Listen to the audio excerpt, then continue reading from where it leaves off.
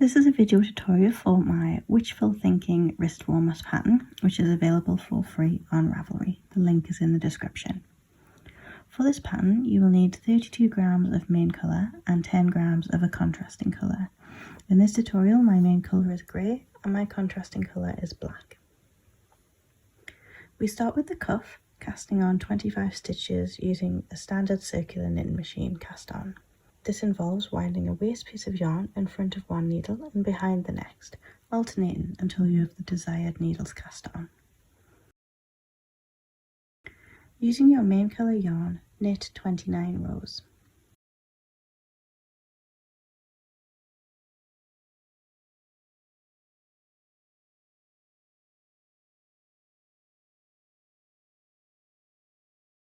For row 30, you will need your loom pick and a crochet hook.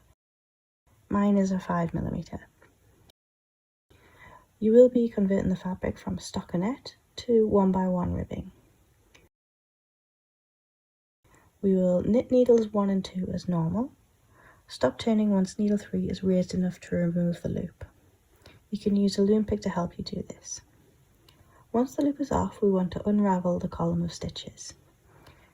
If you are using a wool or a wool mix, you may find this a little tricky as the yarn sticks to itself, but try to gently untangle the column. When you get near the bottom, stop unravelling. We don't want to go all the way to the bottom or it gets a little confusing to make out which stitches we need. And this will be on the inside of the glove anyways. Now insert your crochet hook into the loop you have left and we are going to pull each bar through, working our way back up to the top. I'm using a 5mm hook here, but use what you have as the gauge has already been set and the stitches will work themselves out with blocking, washing and wear.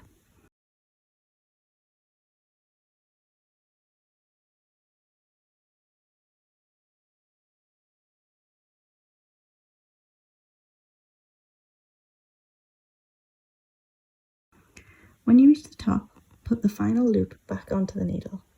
Use the loom pick if you find this too difficult.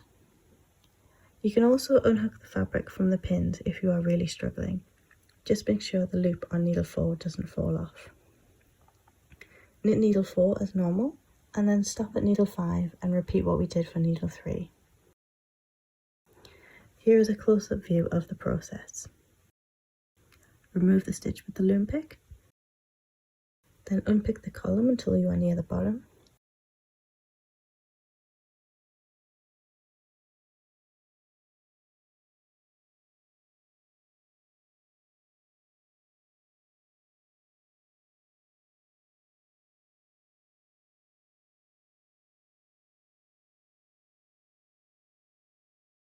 Pull up a loop and insert your crochet hook. And slowly climb your way back up the rows.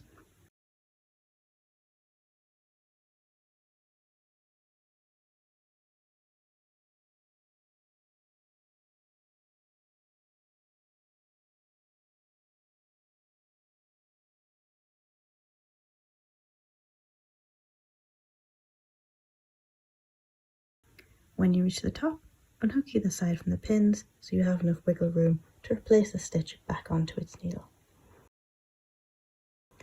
Don't forget to push the fabric back under the pins and move on to needle 7. We are going to do this process on all odd numbered needles except needle 1 and needle 25.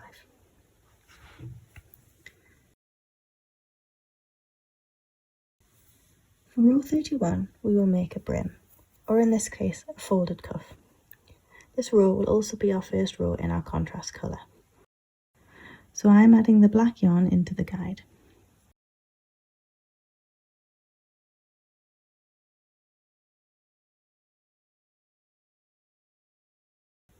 Skip the first needle, then lift the first stitch from the cast on edge and place it onto the second needle.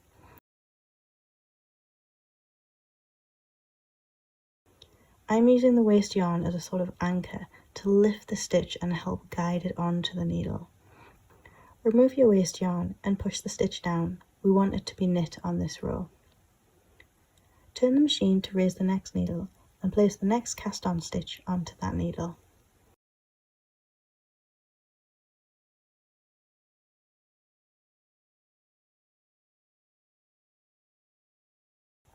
Remove the waste yarn and move on to the next needle.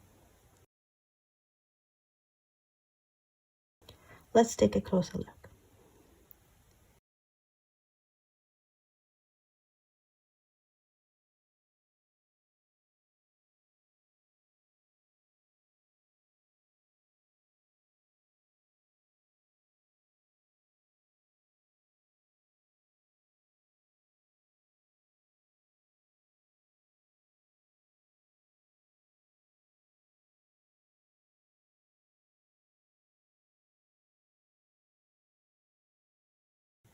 We're going to do this for every cast on stitch.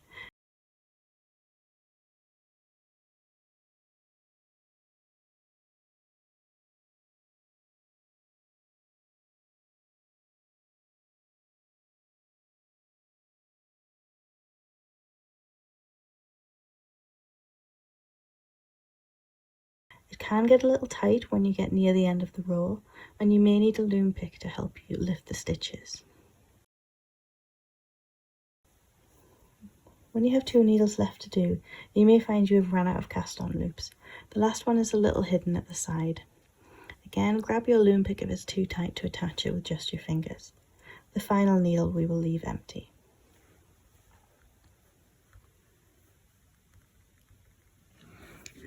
Right, the hard bits are done. Now we move on to the coloured stripes.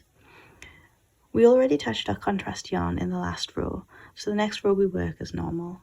When we reach the other side, the side with the main colour still attached, we want to stop and twist the main colour and contrast colours together. This means the main colour will climb the side of the wrist warmer and be there for us when we're ready to change colours. If we didn't do this, we may end up with large floats down the side, which we'll catch on our fingers when we put our fingers into the gloves. It doesn't matter which way you twist the yarns. I'm using the black ball every time just because it's a smaller ball and easier to wrap around the grey yarn. When it comes time to change colour, twist the yarn together and put the new colour back into the yarn guide. And the previous colour can be put in the middle or off to the side out of the way. Repeat this process following the pattern until you have knit 51 rows.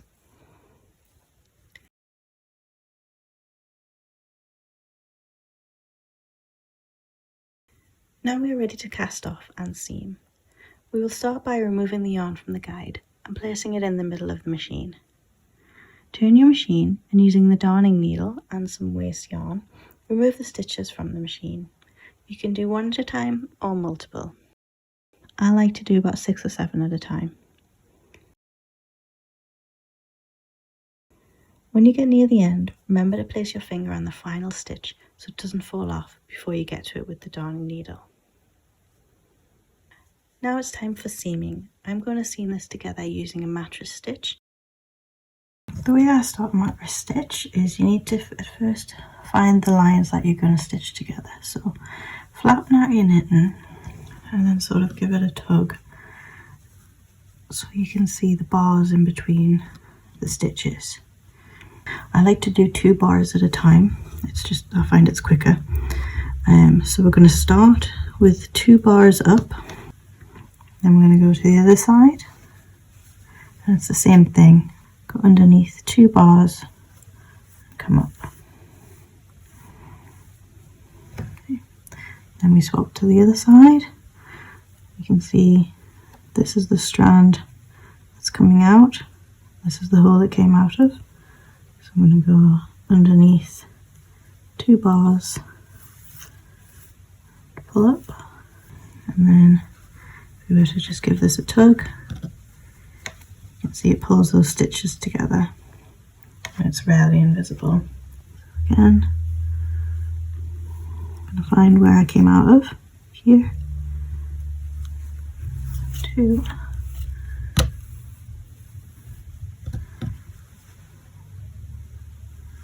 2.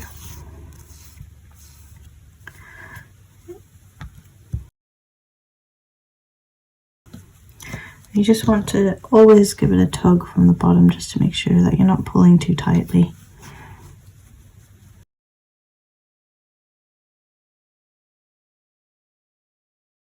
And we're just going to go up the side, up one side of the cup, turn over and go on the other side of the cuff.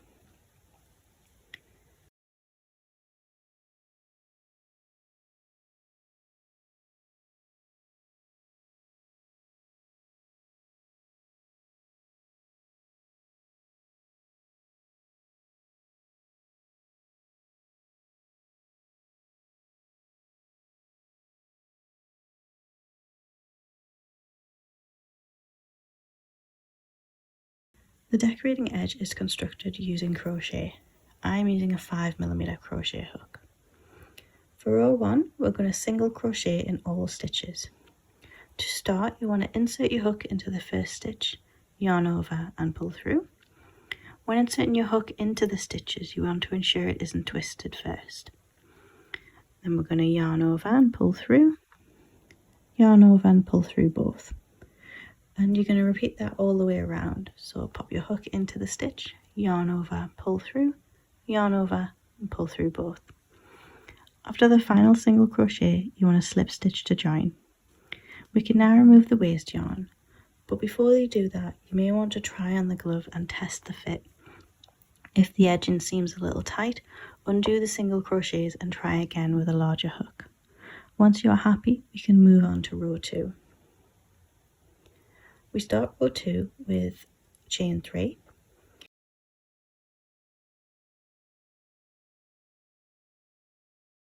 Then we're going to skip 1, do a half double crochet, which is a yarn over, insert your hook, yarn over and pull through 3, and then chain 1.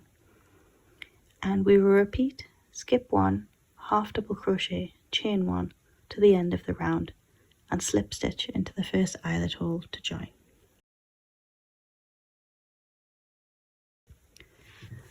Now for row 3, we start with our first picot stitch, which is a chain 3, and then we insert the hook into the front loop and the side loop of the stitch.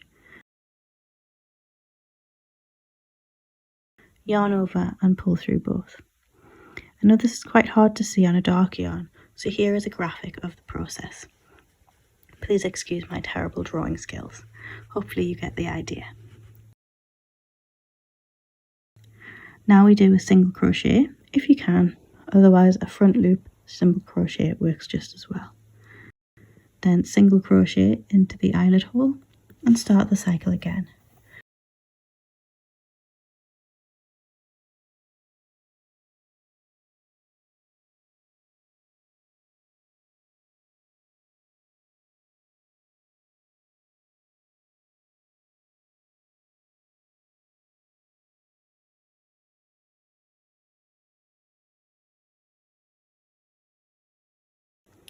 I finished with an invisible join and weaved in my ends. All that's left to do is make a second one and enjoy. Stay safe and enjoy what's left of this spooky season.